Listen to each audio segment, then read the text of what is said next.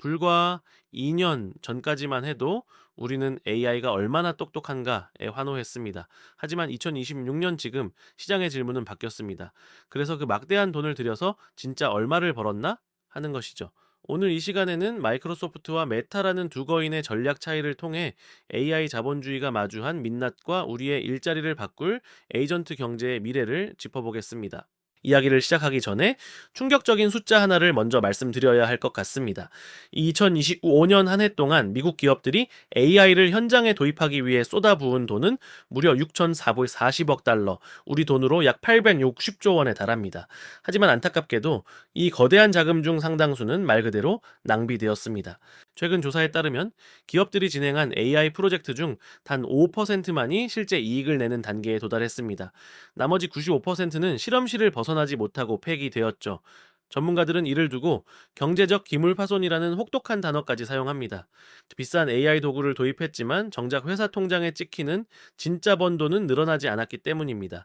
이 차가운 성적표가 바로 오늘날 빅테크 기업들이 처한 수익성 검증의 본질입니다. 가장 먼저 살펴볼 거인은 마이크로소프트입니다. 마이크로소프트는 가장 전형적인 구독 모델의 강자입니다. 하지만 최근 시장은 이 거인에게 의심의 눈초리를 보내고 있습니다. 매출과 이익은 늘었지만 정작 AI를 위한 데이터 센터를 짓고 칩을 사들이는 천문학적인 설비 투자비 KPEX가 수익을 갉아먹고 있기 때문입니다. 마이크로소프트의 고민은 크게 두 가지입니다. 첫째는 오픈 AI라는 특정 파트너에 대한 지나친 의존입니다. 클라우드 수주 잔량의 거의 절반, 45%이 오픈 AI와 연결되어 있다는 사실은 기술 파트너가 흔들리면 마이크로소프트도 함께 흔들릴 수 있다는 집중 리스크를 보여줍니다. 둘째는 고객사들이 느끼는 가성비 문제입니다. 마이크로소프트는 코파일럿이라는 AI 비서를 팔며 기존 오피스 가격의 2배를 요구하고 있습니다.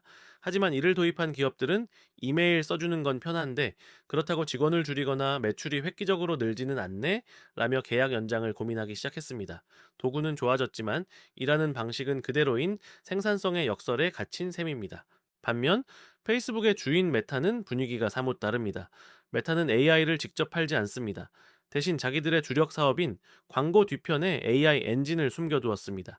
마크 저커버그는 사용자가 무엇을 좋아할지 예측하고 심지어 광고 영상이나 이미지를 AI가 직접 생성해서 보여주는 전략을 택했습니다. 결과는 놀라웠습니다. 메타의 광고 매출은 전년 대비 20% 중반대의 폭발적인 성장세를 기록했습니다. 마이크로소프트가 우리 AI 비서 써보세요라고 영업할 때 메타는 조용히 광고판의 정확도를 높여 광고주들의 지갑을 열게 한 것이죠.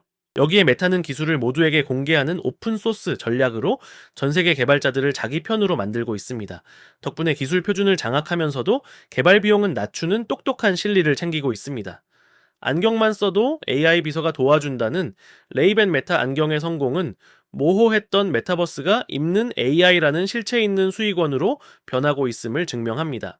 수익성을 지키기 위해 빅테크들이 벌이는 또 다른 전쟁터는 자체 칩입니다. 지금까지는 엔비디아의 비싼 칩을 사다 썼지만 이제는 남 좋은 일 그만 시키고 우리가 직접 만들자는 분위기입니다. 구글의 TPU, 아마존의 트레이니움, 마이크로소프트의 마이아 200이 대표적입니다. 특히 구글은 자체 칩을 통해 연산 비용을 엔비디아 대비 4배나 효율화했습니다. 덕분에 유명 AI 서비스인 미드저니 같은 고객사는 구글 칩으로 갈아탄 뒤 비용을 65%나 절감할 수 있었죠. 여기에 더해 이제는 에너지가 돈입니다. AI를 돌릴 전기가 부족해지자 빅테크들은 원자력 발전에 직접 투자하기 시작했습니다. 결국 미래의 AI 수익성은 누가 더 똑똑한가가 아니라 누가 더 저렴하게 전기를 끌어오고 비용을 아끼느냐라는 지극히 물리적인 효율성에서 결정될 것입니다. 그렇다면 앞으로 우리에겐 어떤 일이 벌어질까요? 2026년 이후의 핵심은 단순한 챗봇이 아닌 에이전트, 즉 스스로 판단하고 행동하는 디지털 대리인의 등장입니다. 영국의 로이드 뱅크 사례를 보면은 그 위력을 실감할 수 있습니다. 과거 직원이 5분 동안 끙끙대며 처리하던 고객 불만 접수를 이제는 AI 에이전트가 단 1초 만에 해결합니다. 단순히 대화하는 게 아니라 은행의 전산망에 직접 접속해 문제를 해결하고 보고까지 마칩니다. 로이드 뱅크는 이 기술 하나로 2026년 한 해에만 1억 파운드, 약 1,700억 원 이상의 이득을 볼 것으로 기대하고 있습니다.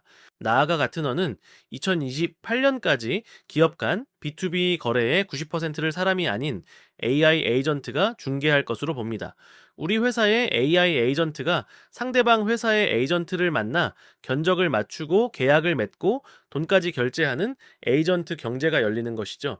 이 과정에서 돈 역시 AI가 직접 다루는 프로그래머블 머니의 비중이 20%를 넘길 것으로 보입니다. 이러한 변화는 노동시장에도 거대한 파도를 몰고 옵니다. 구글에서는 이미 새로 짜는 코드의 30%를 AI가 작성하고 있습니다. 이제 중요한 것은 코딩 기술이 아니라 AI에게 어떤 방향을 제시하느냐는 기획력입니다. 구글의 전문가들은 이제 엔지니어는 예술가가 되고 예술가는 엔지니어가 되는 시대가 왔다고 말합니다. 전문적인 기술 지식 없이도 AI를 통해 소프트웨어를 뚝딱 만들어내는 이른바 바이브 코딩이 보편화되고 있는 것이죠. 하지만 동시에 AI가 내 일자리를 뺏는 것 아닌가 하는 불안감은 여전합니다. 실제로 아마존은 AI의 영향으로 1만 4천 명 규모의 대규모 인력 조정을 단행하기도 했습니다. 마무리하며 결국 AI 수익성 검증의 시간은 우리에게 중요한 교훈을 줍니다. 기술은 더 이상 신비로운 마법이 아닙니다.